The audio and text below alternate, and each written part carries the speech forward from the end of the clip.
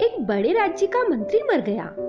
उस राज्य का ये नियम था कि मंत्री का चुनाव देश में जो सर्वाधिक बुद्धिमान आदमी हो उसकी खोज करके किया जाता था। सारे देश में परीक्षाएं हुई, 3 बुद्धिमान लोग खोजे गए। अब अंतिम परीक्षा होगी और उन 3 में जो सर्वाधिक बुद्धिमान सिद्ध होगा वही बड़ा मंत्री बनेगा। अंतिम परीक्षा के लिए तीनों व्यक्ति राजधानी आए। वो तीनों बड़े ही चिंतित रहे होंगे, जीवन मरण का सवाल था। वे तीनों ये चाहते थे कि शायद कहीं से पता चल जाए कि परीक्षा में क्या प्रश्न आने वाला है। जब वे नगर में आए तो और ज्यादा हैरान हुए। नगर में राजधानी के एक एक निवासी को यह पता था कि परीक्षा क्या होने वाली है। जिससे भी पूछा उसने कहा निश्चिंत रहो, राजा ने बहुत दिनों से एक भवन बना रखा है। उस भवन में तुम तीनों को कल बंद कर दिया जाएगा। उस भवन के द्वार पर उसने एक ऐसा ताला लगवाया है जिसकी कोई चाबी ही नहीं है। वो ताला गणित की एक पहेली है। उस पहेली के अंक ताले पर खुदे हुए हैं। जो इस पहेली को हल कर लेगा वो दरवाजा खोलकर बाहर निकल आएगा और जो पहले बाहर निकलेगा वही बड़ा मंत्री बन जाएगा। वे तीनों ही ना तो कोई चोर थे कि ताले के संबंध में कुछ समझते हो, ना कोई इंजीनियर थे, ना ही गणित के कोई जानकार थे। उनमें से एक तो जाकर जहां ठहराया गया था वहां चुपचाप चादर ओढ़कर सो गया। लेकिन 2 मित्रों ने सोचा कि शायद इसने परीक्षा देने का ख्याल ही छोड़ दिया है। 2 बहुत परेशान थे। वो भागे हुए राजधानी में गए, ताले वालों से मिले, गणितज्ञों से मिले, इंजीनियरों से मिले, कुछ किताबें पहेलियों की खरीद लाए। रात भर उन किताबों को पढ़ते रहे।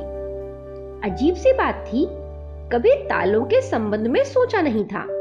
कैसे ताला खोलेंगे? रात भर सोए नहीं।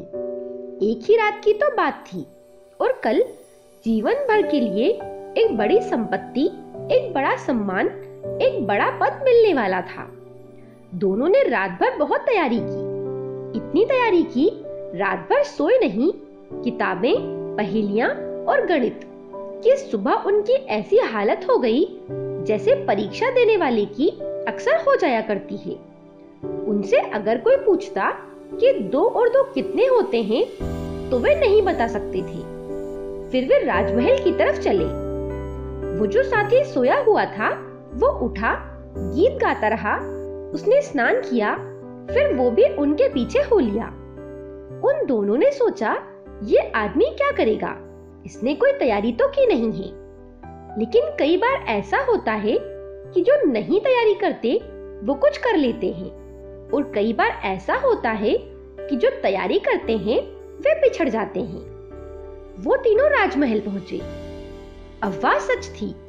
उन्हें एक कमरे में बंद कर दिया गया और सम्राट ने कहा ये ताला लगा है, ये ताले की कोई चाबी नहीं है। अगर कोई इसकी पहेली को हल कर ले तो बाहर निकल आना। जो पहले निकल आएगा वही मंत्री हो जाएगा। मैं बाहर ही प्रतीक्षा करता हूँ। वो तीनों अंदर बंद कर दिए गए। 2 तो अपने कपड़ों में किताबें छिपा लाए थे। उन्होंने अपनी किताबें निकाली और सवाल हल करना शुरू कर दिया। और वो जो रात भर सोया रहा था वो फिर एक कोने में आंख बंद करके बैठ गया। ये देखकर वो दोनों हैरान हुए कि ये आदमी किस लिए आया है। रात भर सोता रहा, अब जबकि सवाल हल करने का समय आया है तब भी ये आंख बंद करके बैठ गया है। इस आदमी को हो क्या गया है? लेकिन उसकी फिक्र करना उचित ना था और अच्छा ही था कि वो सहभागी ना हो, प्रतियोगी ना हो। अच्छा ही है 2 के बीच ही निर्णय हो जाए। वो दोनों सवाल हल करने में जुट गए। वो आदमी आधा घंटे तक बैठा रहा। उस आदमी ने कुछ भी नहीं किया। वो बिल्कुल ही चुप बैठा रहा। उसके हाथ पैर भी नहीं हिले, उसकी आंख की पलक तक नहीं हिली।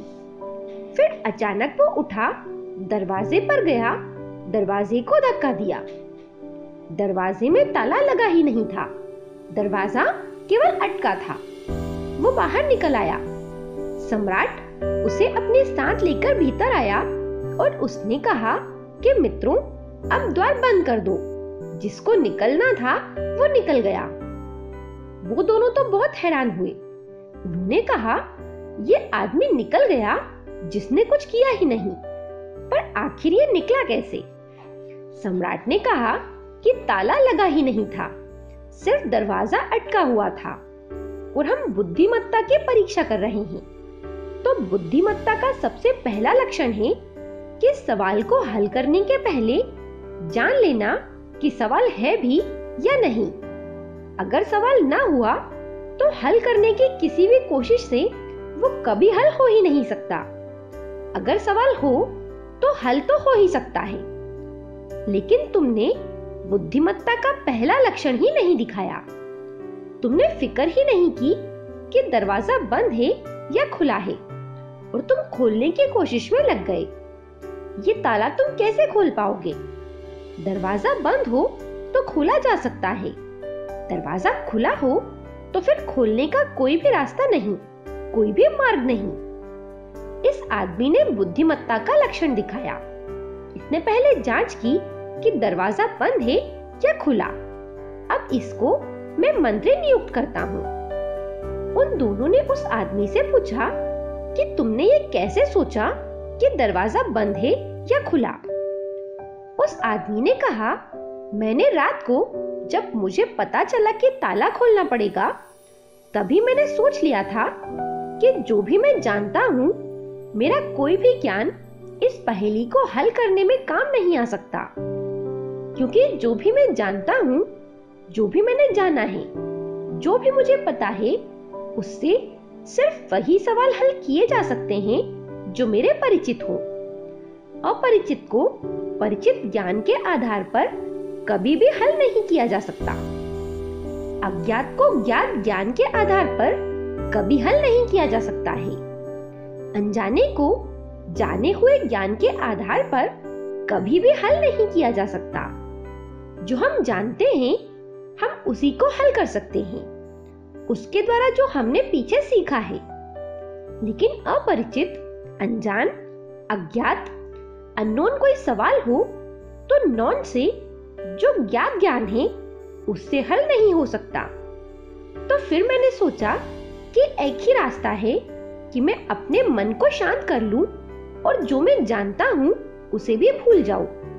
तो शायद जो मैं नहीं जानता उसकी झलक मेरे प्राणों में, मेरे मन में आ जाए और रात भर से मैं भूलने की कोशिश कर रहा हूं उसको जो मैं जानता हूं।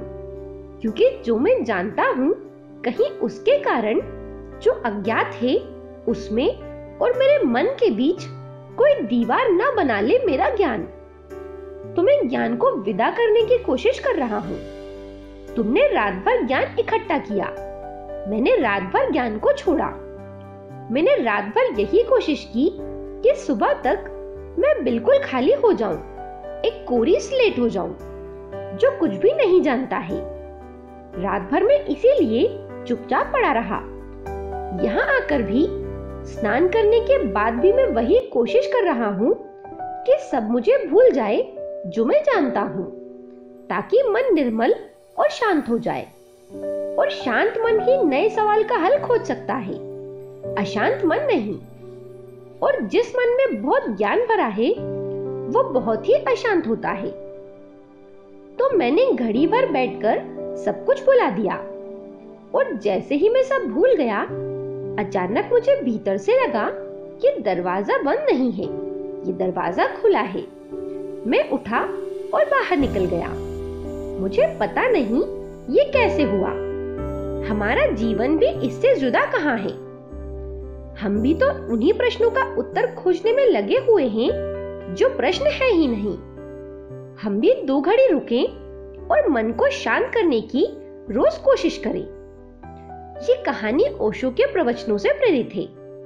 आपको ये कहानी कैसी लगी मुझे कमेंट करके जरूर बताएं। मेरे साथ बने रहने के लिए आप सभी का धन्यवाद।